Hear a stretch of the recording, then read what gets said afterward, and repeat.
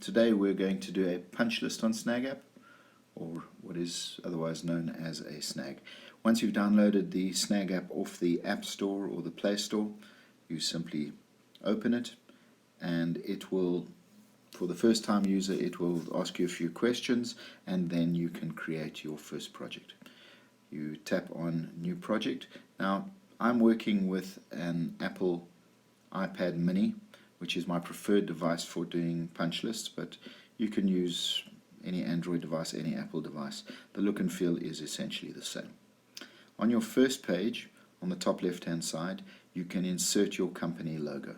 So all you need to do is touch on that, and you can either take a photo with the camera of the device, or go into the cloud, or grab something off the device's picture library. I'm going to do that.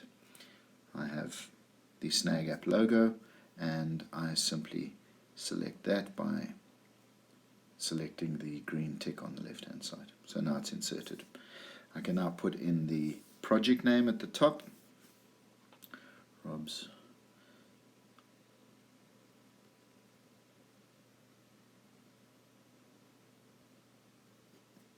go, and then you'll see dates immediately beneath it. Now the dates determine how long the various people that are responsible for the various punch list items, how long they have to resolve these items. So today is January the 25th. I'm going to give them 10 days-ish, and I'm going to say by February the 5th I would like all of this done.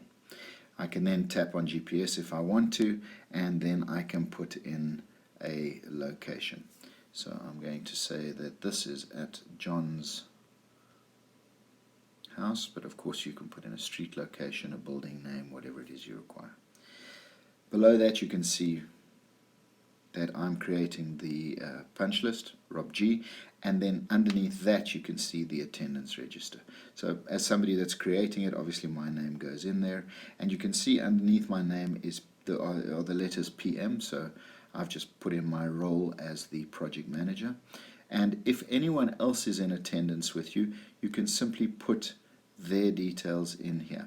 So let's assume for a moment that we are going to be handing over a premises to a tenant. I would then go into my address book, and I can go into my device's full address book, or I can create a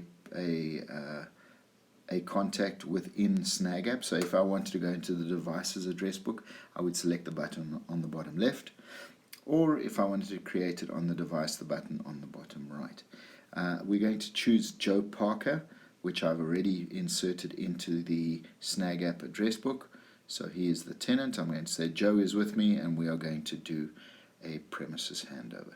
I then select the green tick mark, the check mark at the bottom, and Joe has been inserted. I then select the continue button, and this now asks me what is the nature of the document that I want to create. Now with Snag App you get two templates. The first is a premises handover, which is what we're going to be doing today, and the second is a punch list. So if you want to create your own punch list or a particular template, you can simply enter in the name and put in whatever cover page text you require. So on the first page you may want to insert a clause or a statement, and then on the last page you can do the same as well. So on the we're going to stick with the premises handover. I select that template, and you can see under cover page text there is a whole lot of text that I have inserted in there that will be incorporated into the document. Underneath that you have final page text. You can put some comments in there if you wish, and then under this you have a box that says please select the party or parties that will be responsible for the resolution of defects. So depending on what you're doing, you may have a painter, you may have an architect, you may have an engineer or a plumber or a carpenter that would need to be able to resolve the items that you are noting in the punch list. This is where you can add them. So I can push on the green plus button on the top right. It will open my address book. You can see here I've got Leonardo, who is a painter. I have Lofi, that is an electrician. I have Peter, that is a plumber. And those are the three skills and the three people that I'm going to be using on this punch list. I select the check mark at the bottom, and you can see they've all been inserted. Now don't worry if you've forgotten to insert somebody. Let's say you're doing a punch list and you come across a problem that is not covered by the contractors which you already have on hand. You can still add somebody like that by means of roles. So, and when I say roles, so Peter H is a plumber, Leonardo is a painter, and Lofi is an electrician. So those particular roles are what I'm referring to. Now you select done, and now it will ask you a question as to, it wants you to choose either take a photo with your device or choose a reference image from a PDF or your photo library. So this is really the reference image onto which you are going to place pins that show where the defects are within the premises. If you are painting the facade of a building, for example, you may want to use the camera. So you take a photograph of the front of a building, and then you can drop your pins all over that photograph. Or if you're doing a kitchen, you can do the same. You know, if a drawer is defective, you can drop a pin on a drawer and highlight that. You may well have something in your photo library that you want to use, but in my case, I work with building plans mostly, so I go into my cloud where I save all of my plans, and I will go into my Google Drive account, and I will go into that and grab a particular plan. So let's say there we go. So here is a plan, and you will see it's in PDF, and it will open it up for me. If I'm happy with the plan, on the top right I just select the done button, and it will now insert it, and I can then give it a name. Do bear in mind you can insert as many reference images as you wish, and so you can name them accordingly. So you know, you may have a ground floor, a first floor, and a second floor. You can do that, that's no problem. In this case I only have one reference plan, and I'm going to call this layout.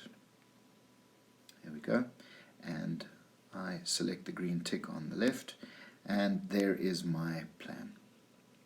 So this is now the basis of my punch list or my snag document.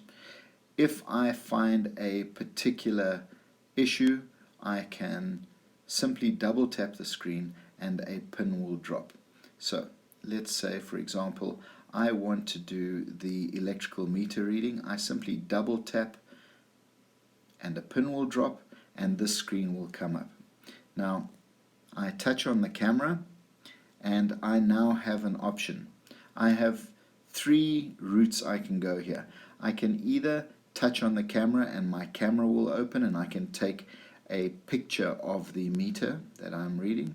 Alternatively, if I can't take a picture, I can select one of the icons that go across the top. You can see the 6 icons there. So this is cosmetic, this is fire, this is for information, this is a plumbing icon, electrical icon, and this is a mechanical icon, so for air conditioning and so on. In this case I do have a photo of the electrical meter, so I have it in my photographic library. I simply select my library, and I have a picture of the photometer, and you can of the electrical meters, apologies, and you can see everything is 0. So I simply have that photograph. I select the green tick in the bottom left hand corner, and I would then have that brought into the document. The next frame says role. Now the role defines who is responsible for the resolution of a particular punch list item or snag. In this case, I'm just recording something for the record. So I have a role called for the record. I say that's fine, and I will then say electrical meter reading, and I will just say that it is 0 and save it. So the pin has now been inserted.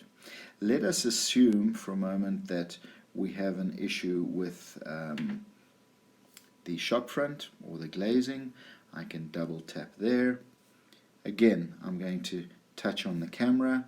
Again, I have it in my library, and I'm going to select an image.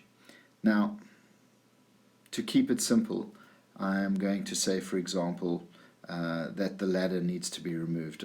Obviously, punchless items are normally more construction oriented, but for the purposes of this example, that's what I'm going to do.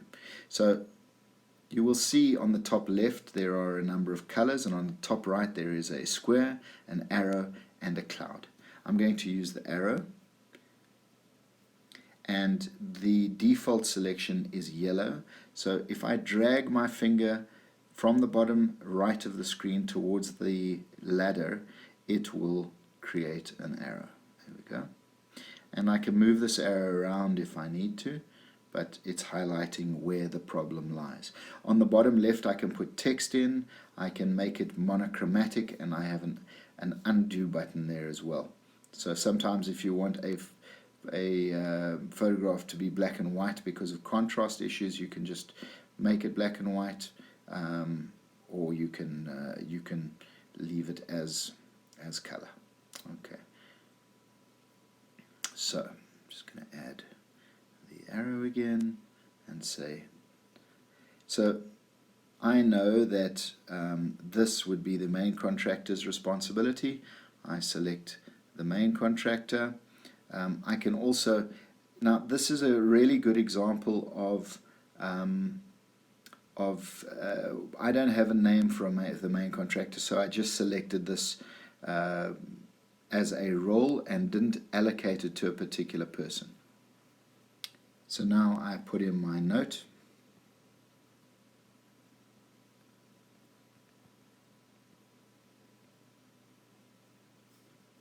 and I select the green checkbox. There it is. So if I wanted to select somebody by name, let's say the distribution board, I have a note for the distribution board, electrical distribution board. Once again, I can either take a photo. Let's imagine I took that photo with my